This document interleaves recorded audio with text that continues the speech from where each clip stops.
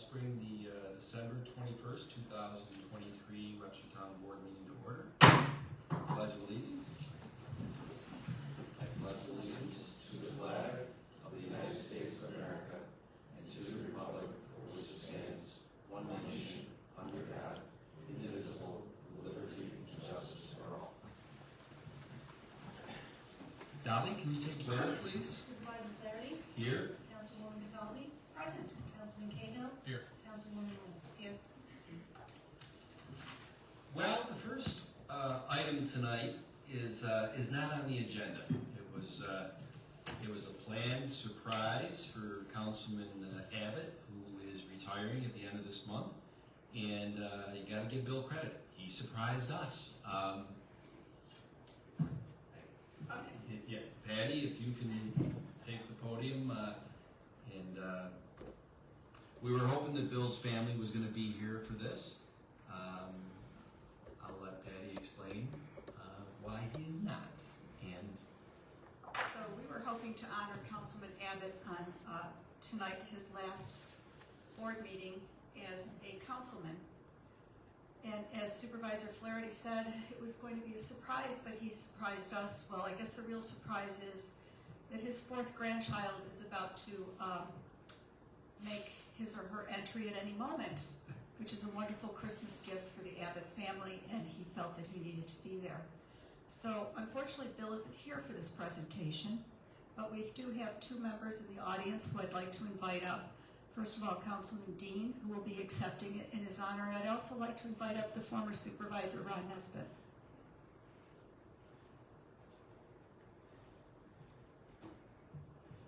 This is a proclamation for outstanding public service presented to William Abbott. Whereas William Abbott will be retiring in December of 2023 after more than 20 years of service to the town of Webster. And whereas Bill began working for the town of Webster's Highway Department in 1987 as a part-time seasonal laborer dispatcher, Bill worked at other locations such as MRB Group and was the Deputy Commissioner for the Public Works Department in Arundecoit. In addition, Bill was the Superintendent of Grounds at East Arundecoit Central School District. Bill worked as the Superintendent of Grounds for East Arundecoit from 2006 to 2017, and this is when he first retired. His knowledge and skills were versatile and advantageous in each job he obtained.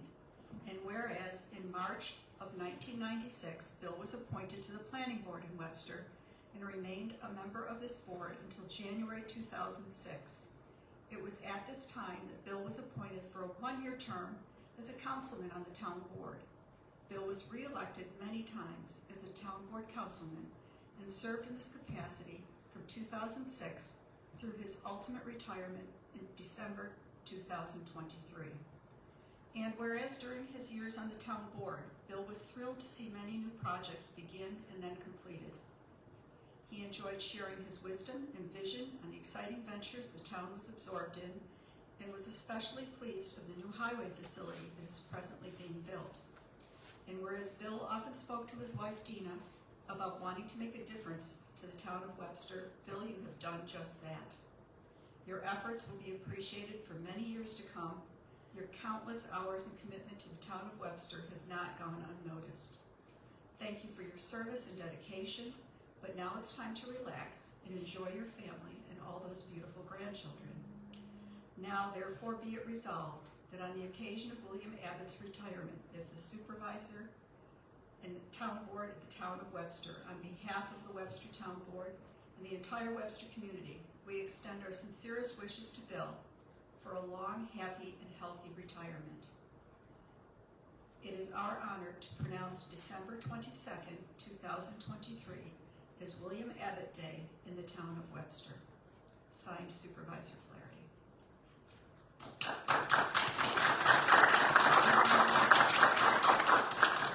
I must say I'm honored to accept this in Bill's absence. Originally, I just showed up to congratulate him, but I got called out of the bullpen to accept this for him, and it's quite an honor. Bill's a longtime friend. We've known each other for decades, long before he ever became involved with the town of Webster. We played ball together. We did all sorts of things together. But it is an honor. He has been steadfast source of information and guidance on the town board since he's been there, so thank you. And I'll make sure he gets this. I decided to attend tonight to honor Bill on his last night, and Bill didn't show up. So I'd just like to give a shout out to Bill. Before his service on the town board, Bill was a member of the planning board for 12 years, and also co-chair of the comprehensive plans in 2000 and 2004. Bill was the guru when it came to the New York State Environmental Quality Review Act, advising my administration and the current administration on the proper way to maneuver through the many state regulations.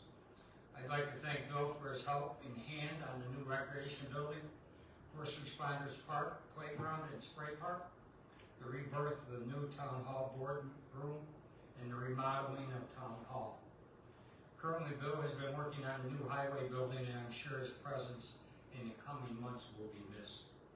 I wish Bill all the best in the coming months and years in retirement, and I understand Bill is waiting patiently for his fourth grandchild coming any day now, and I wish him well with changing those new diapers.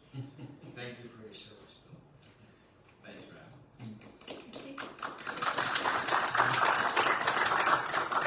I think Peter wanted to say a few words. Should we have him up to do that Peter, now? was it about Bill? It was. Oh, I can wait if you, no, okay. jump right up. Let's. It's all about Bill right now. Well, it's interesting. This is supposed to be a celebration of Bill, and hopefully he can see this on tape. I'm sure you will. So, I want to thank you all. Hope you have a Merry Christmas. I was attending tonight about Bill as well. I've had the honor of being leader of the Republican Party now. I was elected 30 years ago, and all that time I've worked with a variety of candidates. I have to tell you, Bill, and Ron knows this because we were together in all these campaigns. When he first ran in 2006, he ran alone. So all of you guys who know what it's like to run in a team, right? Bill was the single candidate that election in a gubernatorial year, and we were running just Bill Abbott. He'd never done that before. And the other thing is, he only had the Republican line to work with, so we were all concerned about how's this going to work. We've never seen it before, never knew what kind of numbers he was going to get. He was the hardest worker. He walked to every house. He did it all on his own. He never flinched. He was just an outstanding candidate, and that was the pattern he set for the rest of his career in politics, and I'd say on the town board as well. And I brought I'm not going to go through all the differences in the numbers, but I can tell you now, every single time he ran, which was 5 times, he handily showed, the Webster residents handily showed what kind of popularity Bill had as they reelected him each time. So, and I think he did a great job, and I just want to recognize that here. I did bring, because of course, I would have some memorabilia. So here we have the 2007 Webster map. Remember this, Ron? And here's Bill. It's hard to see on the camera, but look at that hair. And so a lot younger then. And then Ron, I got yours too. And then the 2011 map as well. And then we can keep going. But if you look at all these candidates, Bill was running with Ron a lot, but then a lot of the other council members changed. But no matter what changed, the one thing that was always steadfast was Bill, his hard work, his dedication, and his ability to connect with the residents of Webster. And I want to thank him for that. It made our lives as a political party a lot better because we recognized that. He appealed to the voters. He knew what to say to them. He knew what to represent. And it was a wonderful thing to be able to work with him for all those elections. So I'm sorry he wasn't here tonight as well, but I do hope he hears this and understands how much the party appreciates his efforts over the past 18 years. So thank you. Thanks, Peter. Thanks, Peter.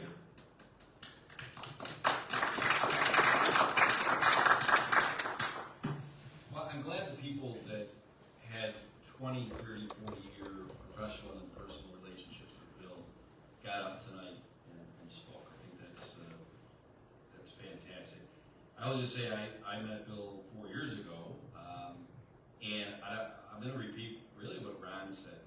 He's the expert on SEEKR, that New York State environmental thing. That's a big loss. Yes, it is. Town. And also I've made a lot of jokes with Bill on this dais over the last couple of years about how he's going to chair of the next comprehensive plan committee, and he just would roll his eyes like, I've done that twice, I'm never gonna do that again. But He has changed all of his phone numbers and yes, he doesn't want to hear it. And the last thing I'll say is, I honestly, and I wish Pat Stevens was able to make it tonight. Yes, Or he's here. Pat's here. Oh, forget Pat. Beam again, right? Pat, I know you and I have talked. Bill's guidance the last year or two on getting that highway garage done, I don't know how you quantify it. I know you can quantify the fact that when the engineers first came in and said, this is how much it's going to cost, and he said, no, it's not. You got to get it down to here. And they were like, well, okay, we'll go back and sharpen the pencil. But just the way he was fantastic, and so sorry, Pat. I know you're in there, so. And I think he's not going to be answering Tom's calls, but I bet he'll answer yours. Yeah. So, does anybody else, before we move on, this is not a bill roast, so I don't want to have anybody, he'd have to be in attendance for that, but, okay. Well, I hope the tape comes out good. I really do. Thanks.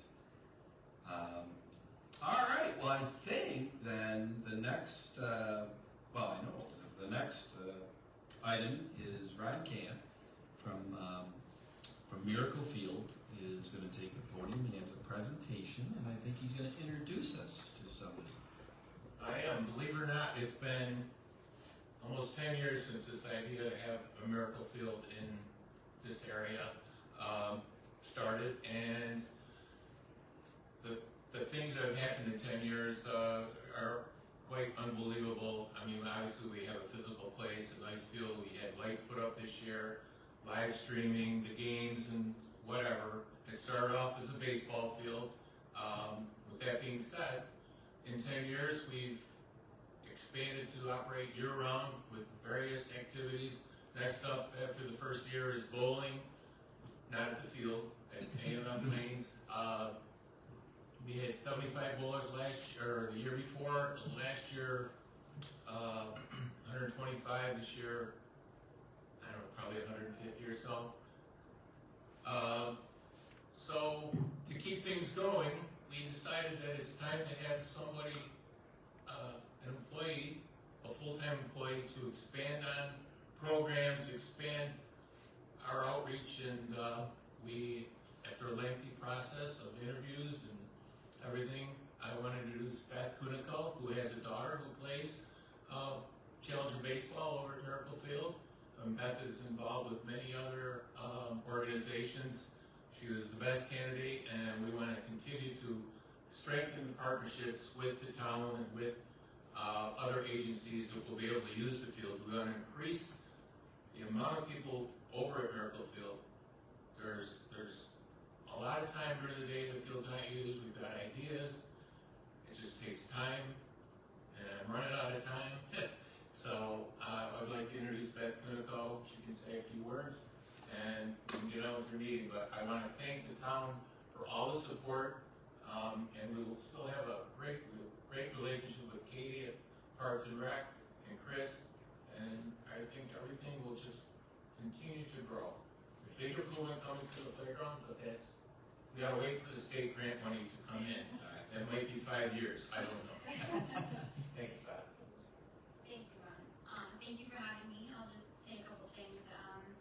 So I've been a Webster resident for about 12 years. Prior to that, we were a Navy family for 10 years up and down the East Coast. But really, I'm from a very small town in Illinois, and I can tell you that small town, even to this day, not when I was growing up or now, do they have a space for families with special needs. And so oftentimes in those towns, those families and those kids and adults with special needs go overlooked and unseen.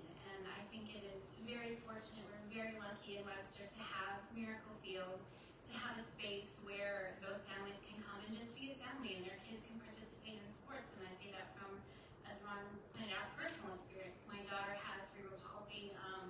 She can't play competitively, but she loves sports. And if we didn't live here, if we didn't have this field and have these programs, she wouldn't be able to participate with her friends and feel that sense of community that everyone should extremely lucky to be in Webster and to have this space, and I feel honored to be able to go from being a volunteer and a parent to now working for the program, and it is spinning a lot of plates. It's developing programming, trying to secure funding and grants, and getting into social media, and a lot of the challenges that go with running a well-rounded program. So I'm really looking forward to working with you all as things come to us over the years, and just very, very excited to see the program grow, and very thankful to the town for all the support that has gotten us to where we are now, which is an incredible place for all of our families. So thank you. Thanks, Beth. Thank you. Thank you so much.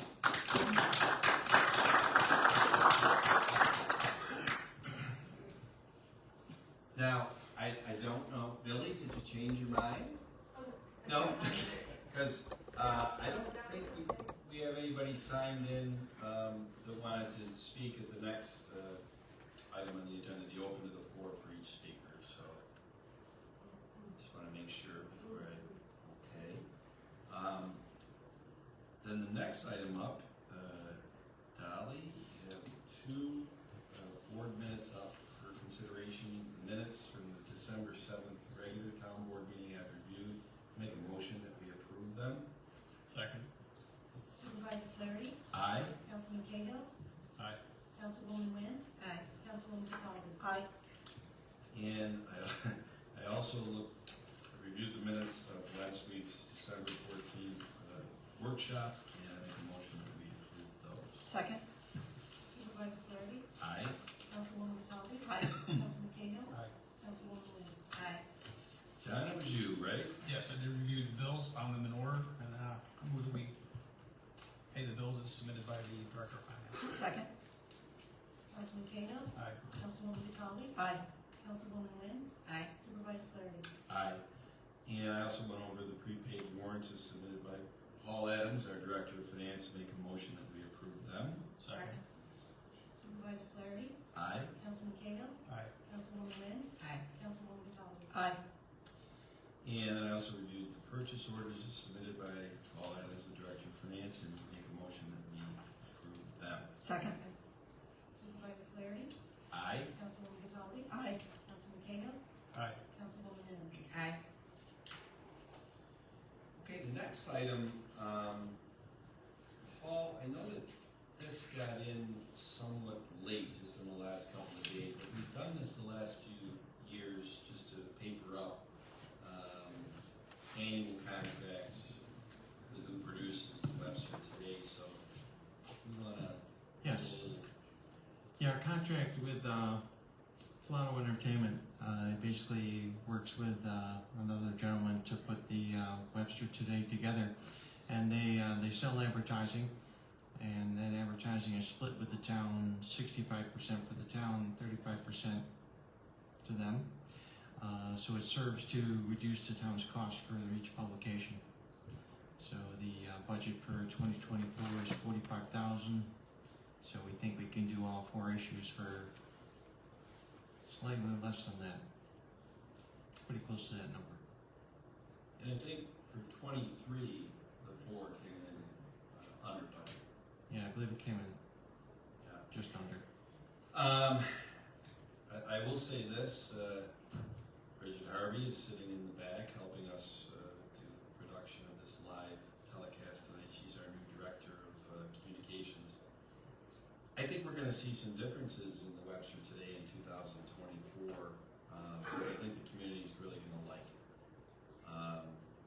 But it's going to be all within that $45,000 budget that was approved That's the plan. within this contract. So, any other questions from board members?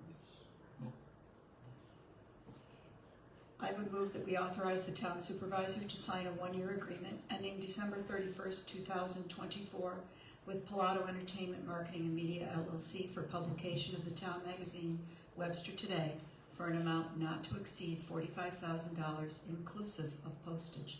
Second. Councilwoman Catali? Aye. Councilwoman Wynn? Aye. Councilman Cahill? Aye. Supervisor Flaherty? Aye.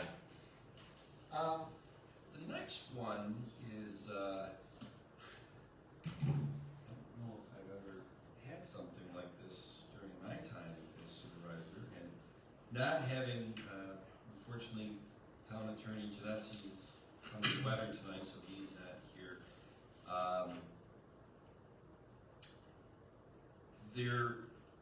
The town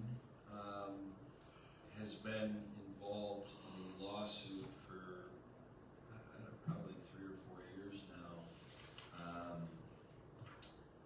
with Collie Watkins, the town whose name is the defendant, police department. I think the school district was also, and some individuals too.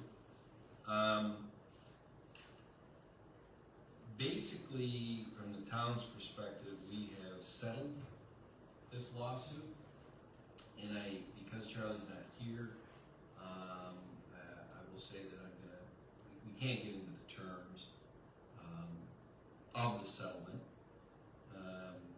but the board is well aware of what they are, and Charlie will have to counsel us on how much of that, if any, is can be disclosed or is spoilable. But one of the terms that the plaintiff and their legal counsel requested within this is that at a town board meeting, the following statement, proclamation, if you want to call it, would be read by one of the town board members or town supervisor. So, without further ado, I'm going to read that statement. The town of Webster and the town of Webster Police Department unconditionally respect and accept the decision of the Monroe County jury in finding Collie Watkins not guilty of the charge of rape and clearing his name in the case of the people of the state of New York against Collie Watkins. And that is the statement.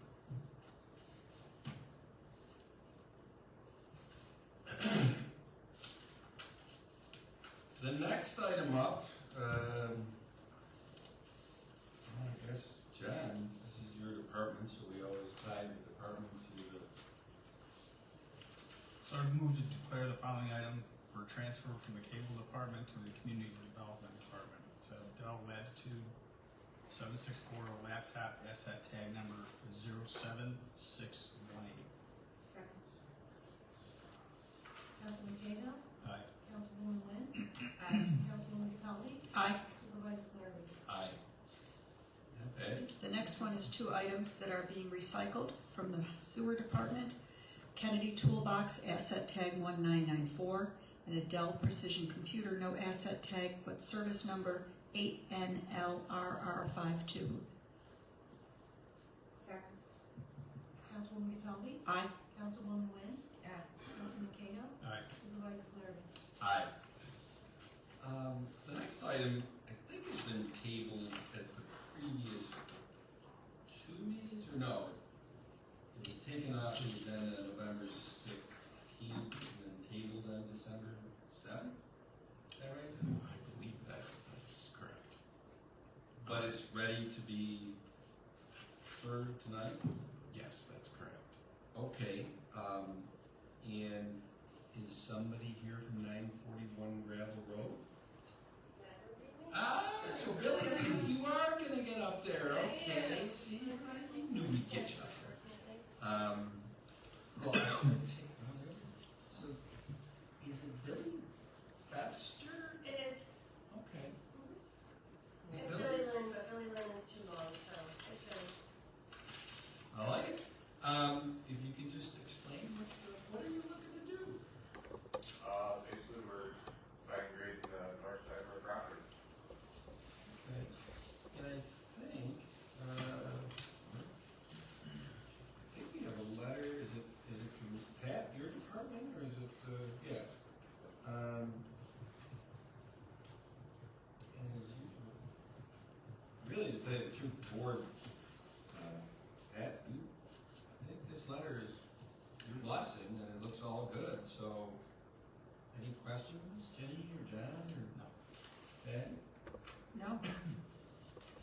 Well, then make a motion to approve an excavation fill permit at 941 Gravel Road, tax ID number 078.16-1-1 Second. Supervisor Flaherty? Aye. Councilman Cahill? Aye. Councilwoman Wynn? Aye. Councilwoman Conley? Aye. It's a lot of pomp and circumstance to get the congratulate, Merry Christmas. Thanks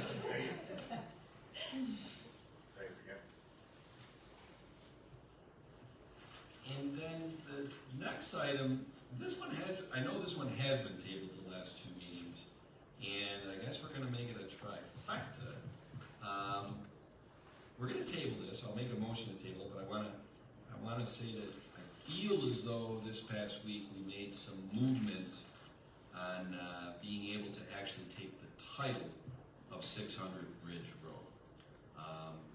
Not to sound like a broken record from the last couple of board meetings, but the county legislature on November 14th, they did the final approval to sell the property from the county of Monroe after they had taken it into referee's deed in a real estate tax foreclosure.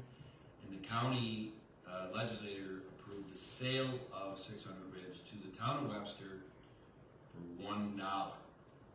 Now, sounds great, right? We wanted to make sure three things. One, there's a DEC agreement that the attorneys that we have hired to help the town, Knopf Shaw, is working out. I think there's 8 different parties that have to sign that agreement.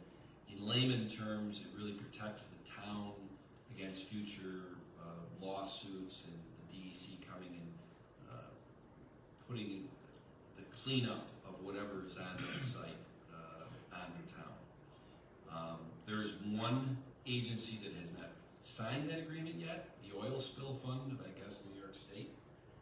From what we've heard, it's not that they have a problem with the agreement, it's a bureaucratic thing we're chasing around the gal or the guy who would sign it, so they have said they will sign it. The second issue that we've had is that the title company that we're working with to get an owner's insurance policy on it is the same one we worked with when we bought 8 acres at the highway facility a couple years ago.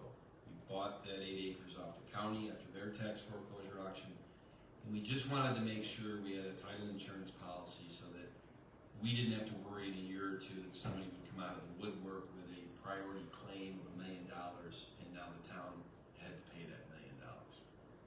Best way I can put it. Frontier Abstract, the title company, needed to make sure that they got the deeds from the county, the referee's deeds, and how they were going to then deed it to us, because believe it or not, devil's in the details on that, and we were having some problems getting the exact structure of it. I think we have it now. I think that will give Frontier Abstract the ability to now give us a quote on what it's going to cost for the title work and the title insurance policy, and I'll hopefully by the next meeting we'll know if it's $1,000 or $1,500 or $2,000. And if everything goes well, and Josh, I know you and Matt and everybody, but this is almost a good segue into your presentation. I'd like to think that the town will have the title to that property by mid-January. And once we have title to that property, we will start to do some things with 600 Ridge Road. So, sorry if that's TMI, but I'd rather over-explain that than under-explain it, since 600 Ridge, the old furniture strippers, is a pretty linchpin issue in the town of Webster and has been for 20 years. So, any questions before I make a motion to table this? Well, I make a motion to table a resolution on the title work and abstract work with Frontier Abstract on 600 Ridge Road. Second. Supervisor Flaherty? Aye. Councilwoman Wynn? Aye. Councilman Cahill? Aye. Councilwoman Conley? Aye. So I guess that's my segue, or handing the baton off to kind of a, since we're not going to have a workshop the 28th next week, we kind of are going to put a little workshop in tonight, and so I'll hand it over to Josh and Matt Jackfield for a little presentation. Thank you, Supervisor. So the topic of tonight's presentation is the 2024 Transportation Alternatives Program, also commonly known as the TAP grant. So we're going to just be presenting an opportunity that would help further our vision for this part of our town. So we're going to be covering a few things in the presentation. We're going to go over a review of the recent revitalization efforts to date and refresh your memories on some of the priority plan recommendations. Matt Chatfield from the Webster Economic Development Alliance is going to speak a little bit about the TAP grant program, the intent and eligibility. Then we're going to take a look at our proposed streetscape improvement scope of work and some preliminary cost estimates. We'll talk about some next steps, and then we'll open it up for question and answer and discussion with the board. But just to refresh everyone's memory, the map on the screen is illustrating the limits of the study area. It included Empire Boulevard from the Webster-Penfield line all the way to Hatch Road, and it also included gravel from Empire to Old Ridge, and then Old Ridge from Empire west to Bay Road. So I'm briefly going to go through this timeline of some milestone events just to refresh everyone's memory. This effort really did get its start back in June of 2021 when Matt was successfully able to secure a grant, a $90,000 grant to create a revitalization plan for this area.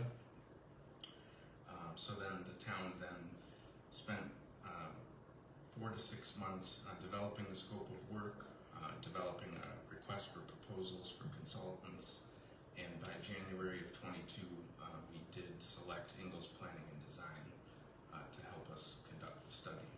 So we then went and formed some technical committees. We also formed a citizen action committee that was comprised of residents, business owners, and other interested parties. So we officially kicked off the project in March of 2022.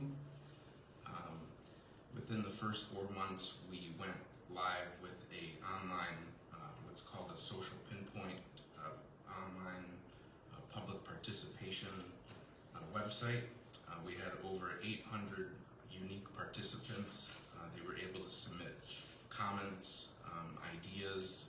There was a physical map of the study area, and they were able to place different symbols on different areas and come up with suggestions for the needed improvements from their perspective.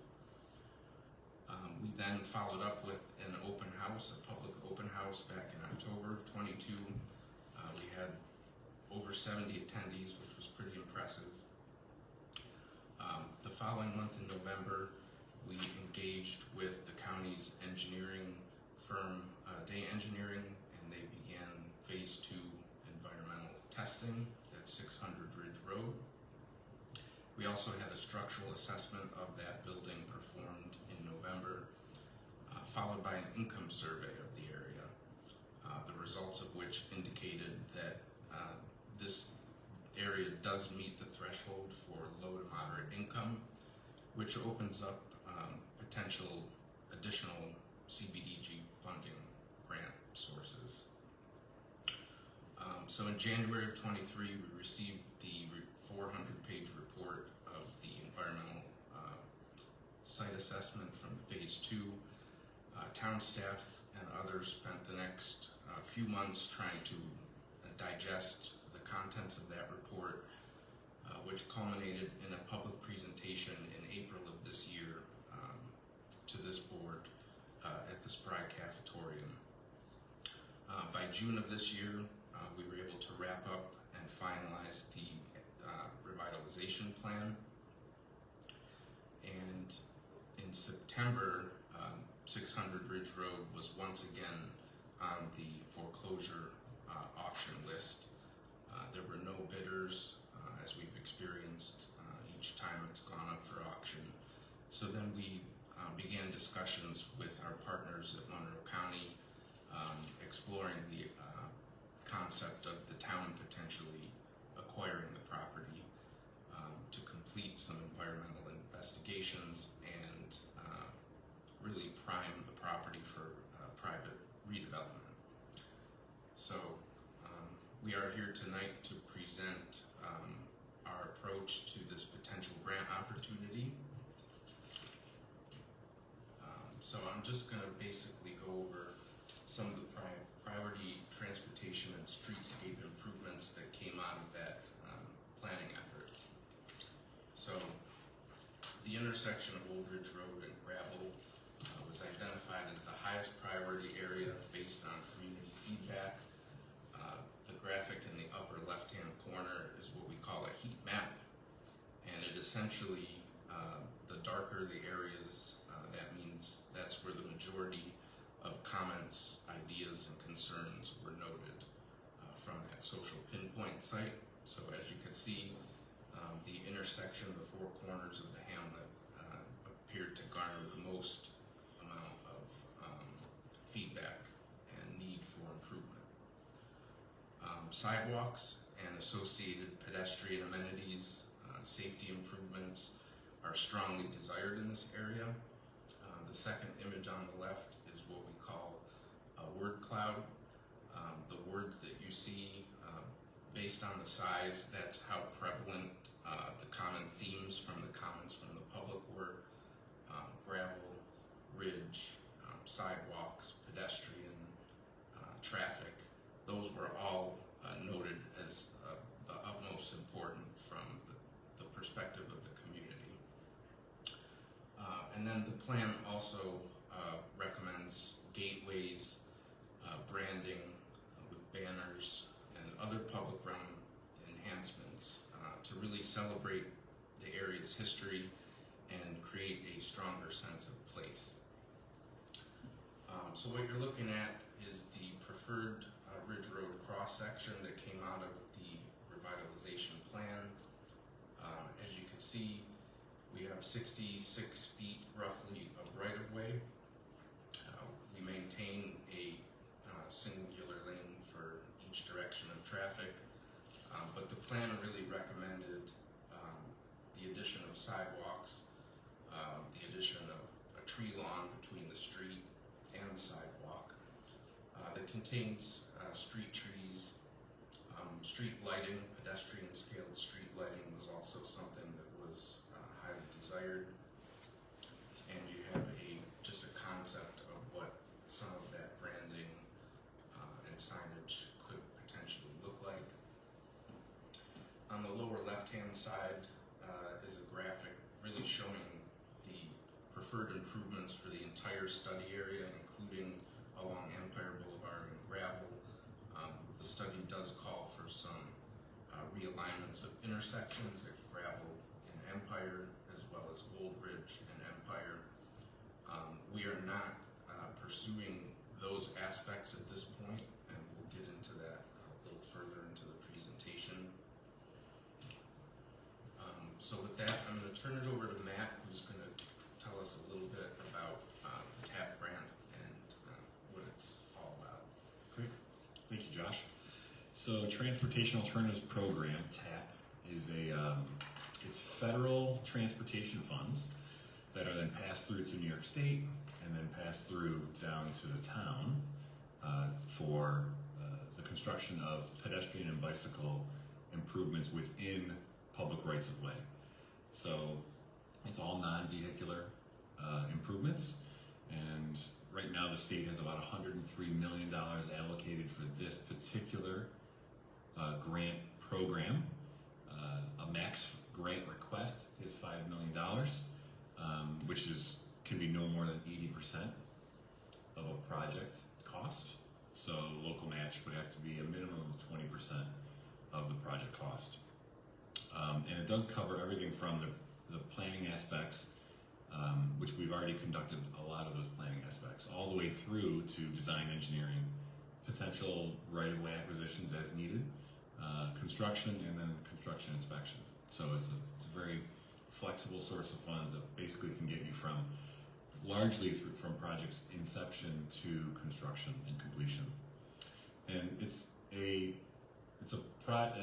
program that the town has used in the past. The town was successfully awarded about $1.45 million in these funds for those sidewalks from 5 Mile Line east to Rachel on Ridge Road.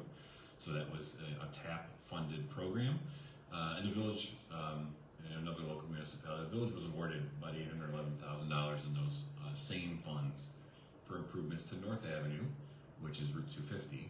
And it was a similar type of project where it was sidewalks, street lights, and street trees. That project is actually a lot more similar in scale to what we're contemplating here in the hamlet of West Webster, and that's why I bring it up today. Next slide, please. So there's largely it takes about 3 to 4 years from the time of a grant application to the time you're actually under construction. And we have sketched out a simple schedule with a program launch in September of this year to a grant application, which would be due in January. The town's grant writing team, Gene O'Connell and Associates, they're actively working on that. In addition, we've also been working with the town's engineer consultant, MRB Associates, on devising an appropriate scope of work, and of course coming up with a cost estimate for the project.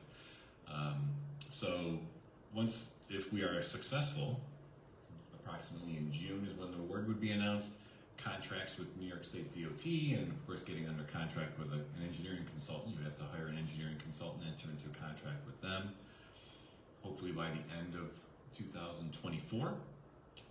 And then moving through the design process, which would be approximately an 18-month to 24-month process typically, and then getting your final approvals and in construction in 2027. So, next slide. And it talks to this slide. Previous slide was talking about how long it takes for this to kind of come from where we are today through completion. So why now? Why would we want to go after this grant application now? Why not wait? Well, this particular funding source is only available every 3 years. So the way federal transportation dollars are allocated, it's a 3-year cycle.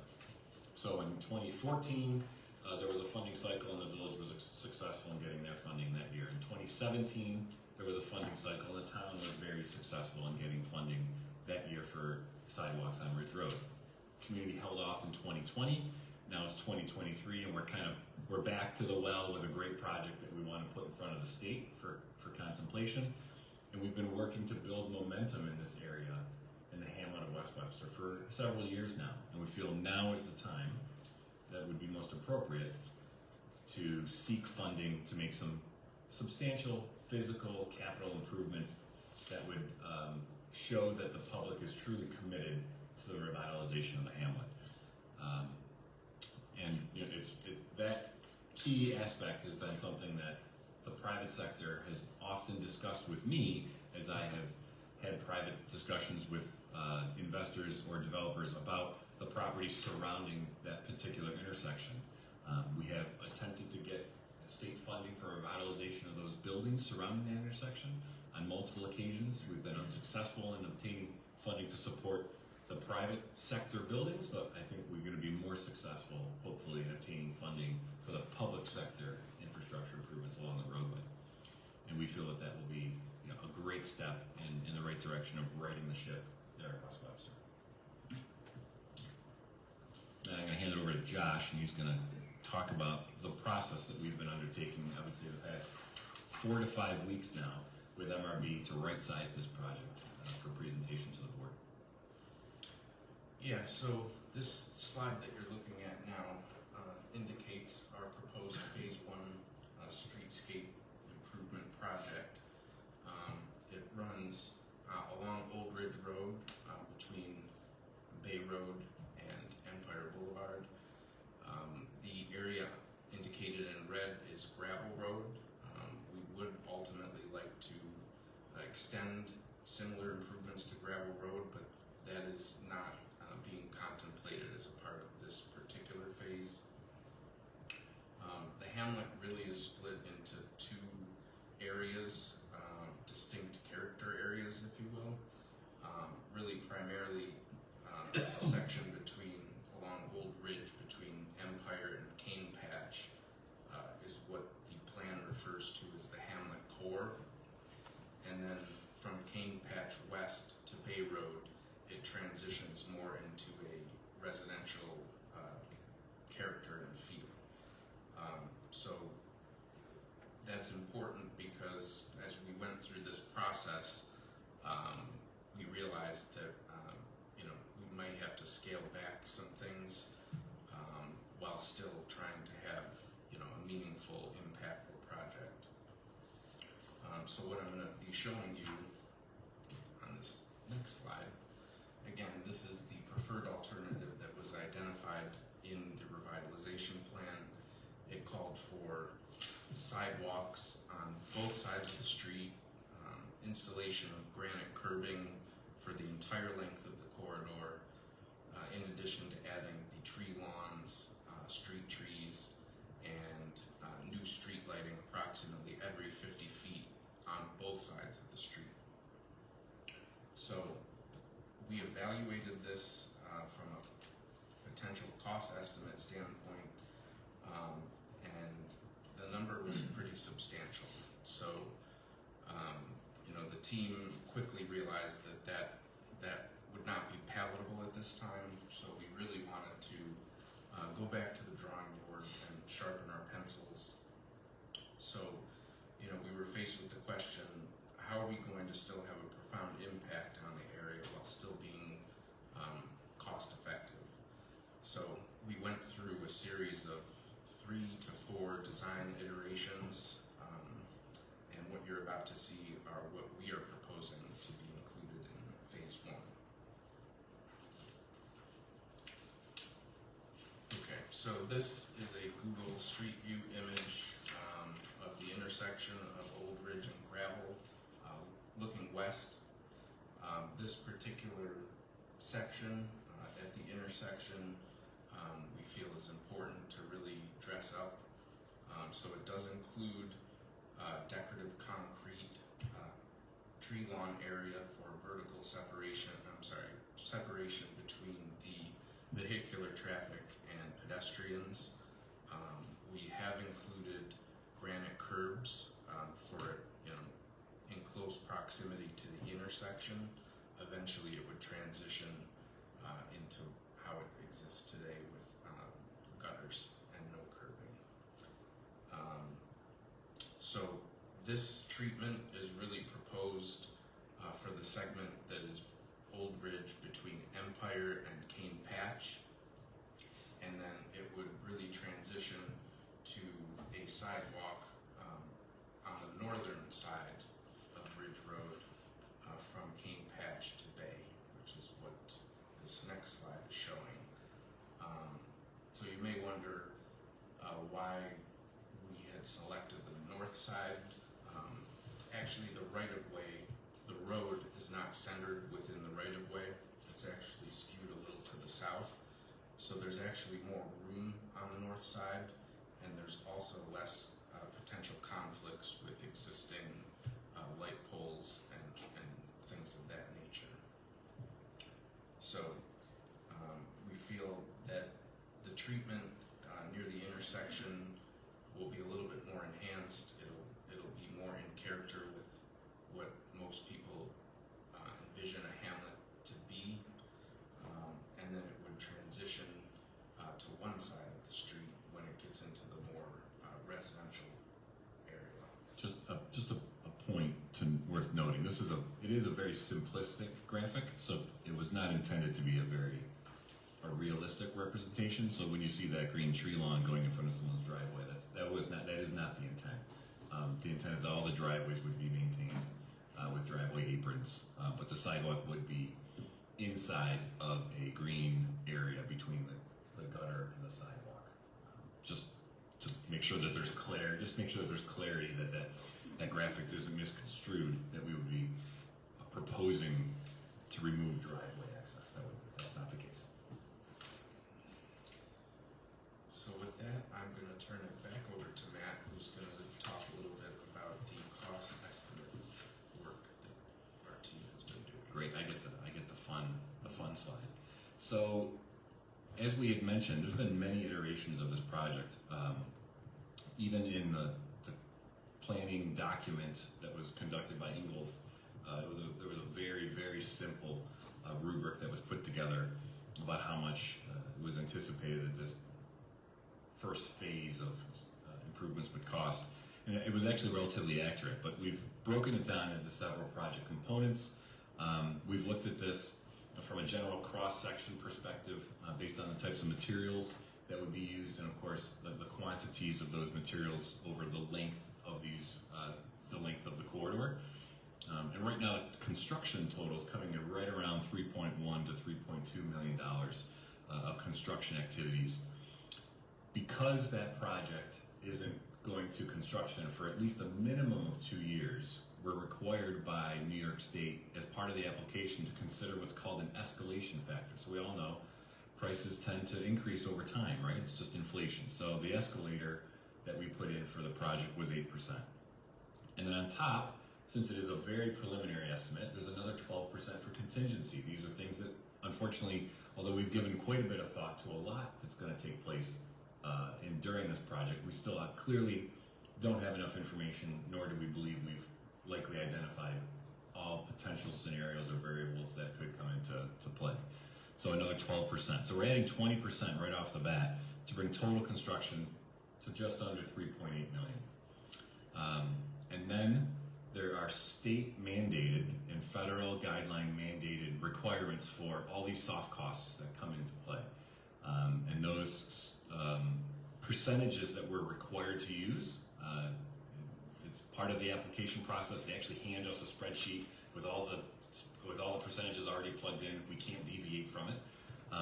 In the end, that number comes up to 1.3 million, but that takes you through all of the engineering, the environmental review, the bidding, the construction inspection, all of those soft costs, which on average is typically roughly in that 30 to 33% range. So that brings us to a total project cost for improvements from Empire Boulevard on Old Ridge all the way to Bay Road, providing continuous pedestrian connectivity throughout that corridor, in addition to focal point improvements at the intersection of Gravel and Old Ridge of about $5 million. That's what we're projecting today. The cost would be in about 2 to 3 years from now. So as a result, that is the project cost. So the town would be eligible to ask for 80% of that funding, or 80% times is about $4 million. So the remaining $1,016,000 plus or minus would be required to be matched with funding other than federal transportation dollars. And where we come up with those funds is a slide that I think Josh was going to talk about. But that's kind of where we are as far as this project and the opportunity before us. So that's the estimated cost.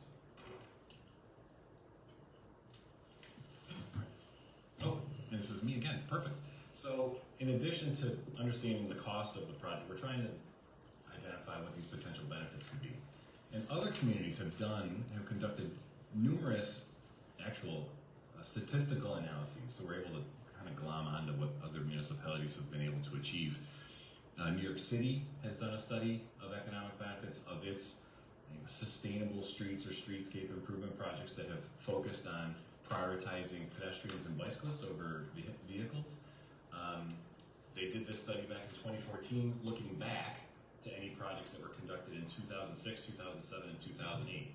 Right, so they looked back many years later, and then understood what was the change in assessed value, taxes that were generated from a sales tax perspective in these neighborhoods.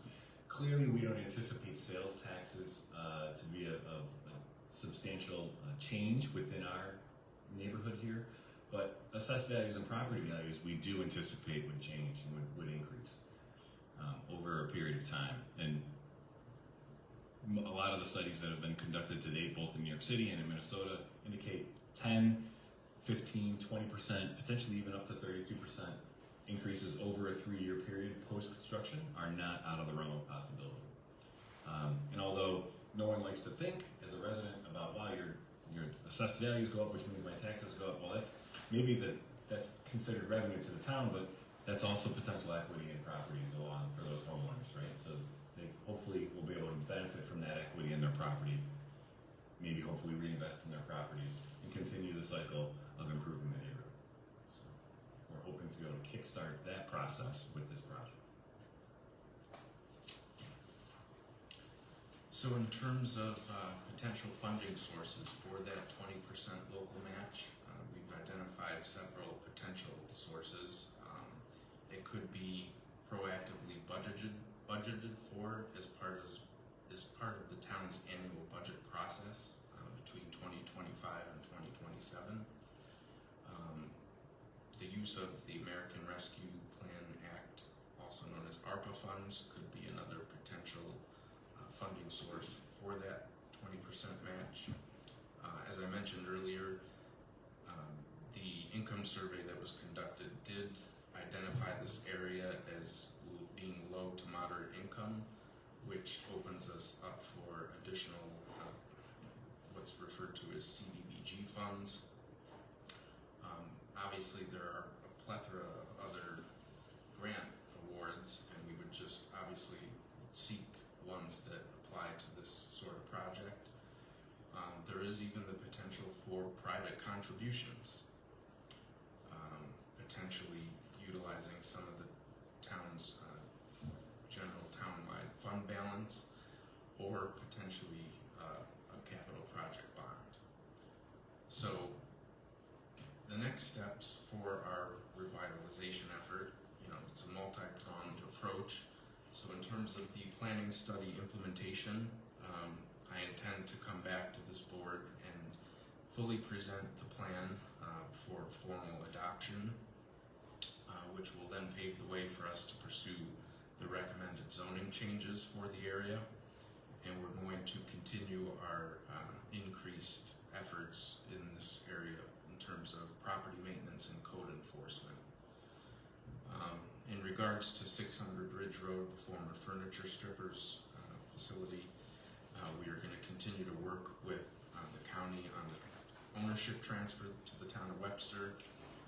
Once that takes place, we will make some efforts to empty out the contents of the building, make sure it's secure and weather tight, and then we would look to complete the necessary environmental investigations to better position that property for private redevelopment.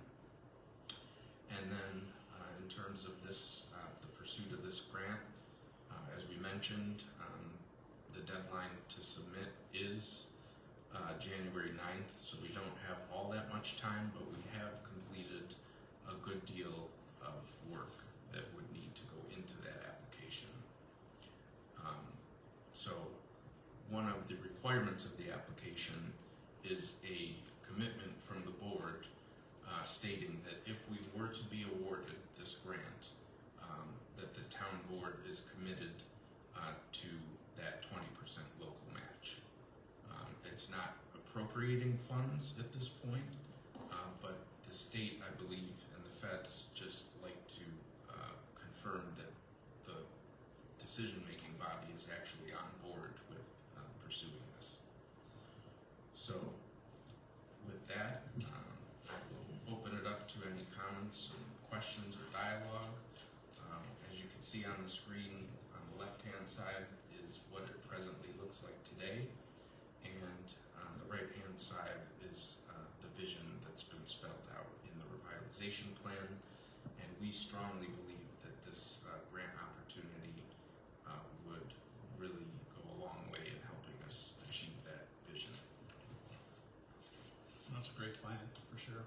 So I want to thank you and thank Matt for really spearheading this effort, and for all of everyone who has really taken part in the study and creating a vision for what this could be.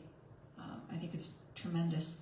My question is, the TAP grant application is due by January 9th, so I assume that you're looking for us to adopt that revitalization plan on our meeting on the 4th?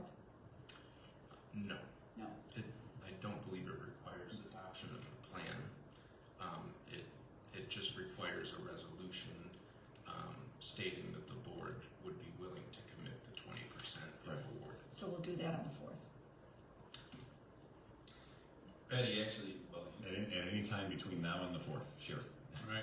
we have on the. Is it on here? We have A on, potential resolution? yeah, and Okay. it's either gonna happen tonight or on the 4th. It's interesting because obviously with the 9th being the deadline, Right. we would talk through that. There was merit to looking at doing this tonight. Mhm. Of course, I thought Bill was gonna be here. Catching up a new board member on the 4th. Can be It's done. asking a lot. Can be done. Mhm. So I'm glad, at the end of the day, this comes down to the fact that if we want to apply for this grant, it comes around every 3 years. One of the checking of the boxes that is in the grant application is the town board at the time committed that they were in for the 20% match if the grant was awarded. Now, in June of next year, if we apply for this grant and we do a resolution to commit to the funds, this would be, I guess, a good problem to have. If we get awarded the $4 million, then as the presentation showed, there's a multitude of options for how we can come up with the $1 million match. In this area will be kind of there'll be a lot of things going on in parallel. Other grants that we can apply for. So I just wanted to make sure,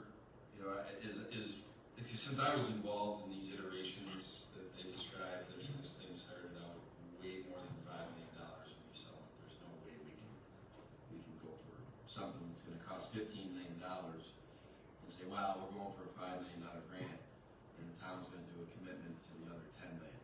That's a non-starter. So that's where all the iterations kind of came down to.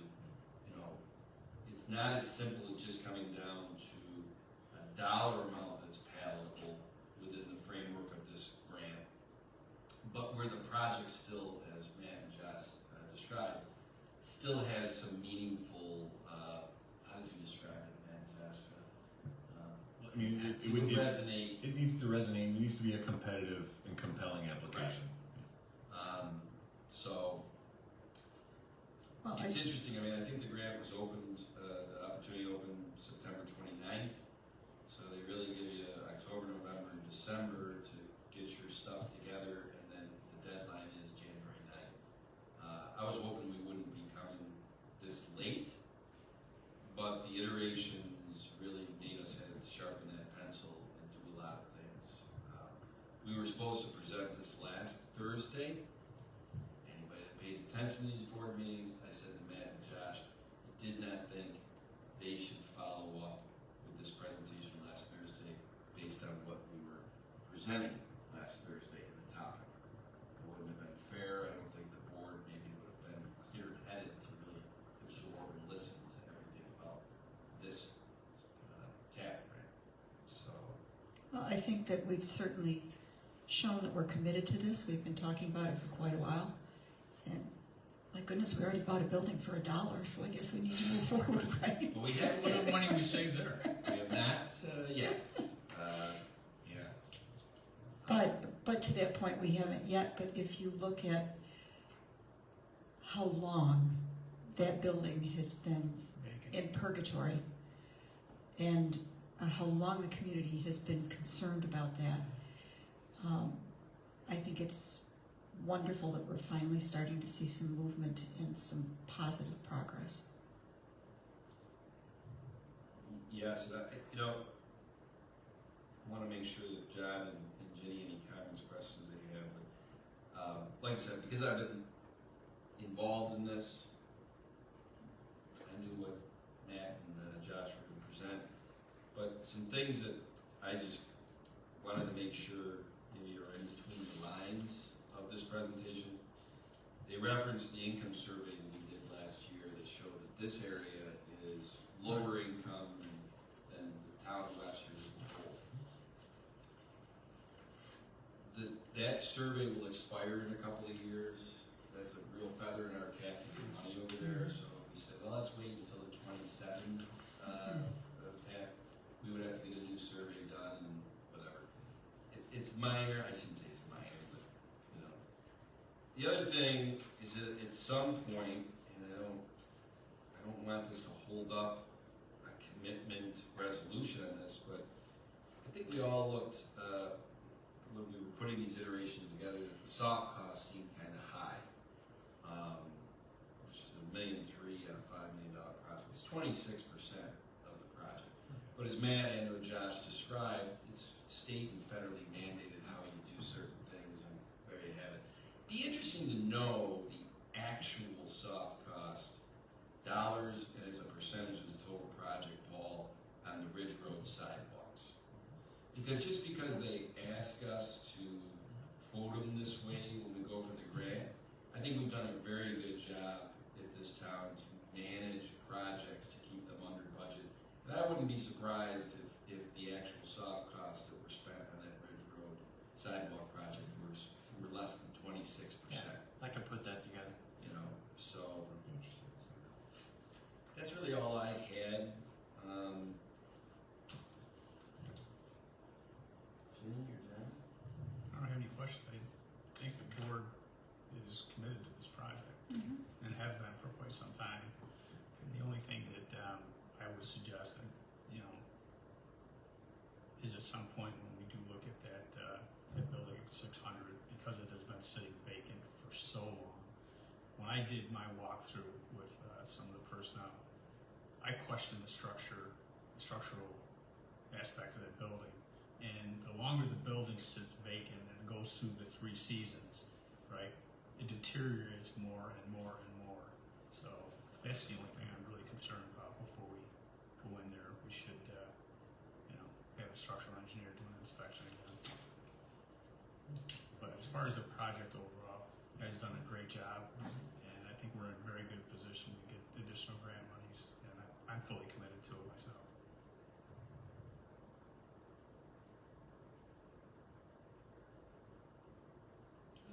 I think it's a great project, you know, community been looking forward to this. So I commend it, you know, all the people that are involved in it. I'm just hoping that, you know, we would have the funds set aside and that we will get the grant, you know, to fulfill the dreams, you know, of our community for this project. Well, it's 8:37. This is the last board meeting of 2023. So I'm gonna, this is I think the last action of 23. I'm gonna let it rip and let's see what happens here. I'm gonna make a motion for the town of Webster to commit to the 20% match on the TAP grant being applied for by January 9th, 2024 on the West Webster Hamlet project, if said grant is awarded. I'll second that. Supervisor Flaherty? Aye. Councilman Cahill? Aye. Councilwoman Wynn? Aye. Councilwoman Conley? Aye. Well, that concludes our agenda for the evening. It's an interesting night considering, you know, Bill Abbott's last board meeting, and You will be missed. you will be missed. will be. We'll do our round table. Paul, Everything's a good time. I'd like to wish everyone happy holiday season, Merry Christmas and Happy New Year. Andrew, Yes, yeah. you're at the table. Great. Well, thank you for the opportunity to present today, and as always, it's a pleasure to serve the community of Webster. Merry Christmas to you all. Josh? I just want to thank the board for their support of this and wish everyone a Merry Christmas and Happy New Year. Okay. I want to thank Sherry Wood for spearheading the Wreaths Across America. It was a wonderful turnout on Saturday, and last year she did the Webster Union Cemetery. We covered all of the veterans' graves in the one cemetery. This year she was able to grow it to 3 cemeteries in Webster: Webster Union, Webster Rural, and Union Hill cemeteries. And I know she's hoping to get all 5 covered next year, but it was a tremendous turnout community got behind it, and it was really a wonderful event. So I want to thank Sherry for all her efforts in that. And I want to wish everyone happy and healthy holidays, Merry Christmas, and Happy New Year. Jenny? Well, like always, I'm honored to be up here and to have been elected to serve our community. I'm wishing everyone from my family to yours a wonderful and a happy Merry Christmas and Happy New Year. Please come out and support your community and support your library and also your museum. They need your support, so we can keep the tradition going for this wonderful community that we live in. And thanks everyone to make that happen. Have a wonderful holidays. John? I just want to wish everybody a Merry Christmas and safe travels as you go to see relatives, and may the time with your families this holiday season be enjoyable for everyone. I'll betcha I know what Dolly's gonna say. Just another reminder to the taxpayers that the collection of town and county taxes begins Friday, December 29th. All right. Well, we will see everybody back here on January 4th for swearing in, the organizational meeting, and our first town board meeting in 2024. But for 2023 in this board meeting, we are adjourned.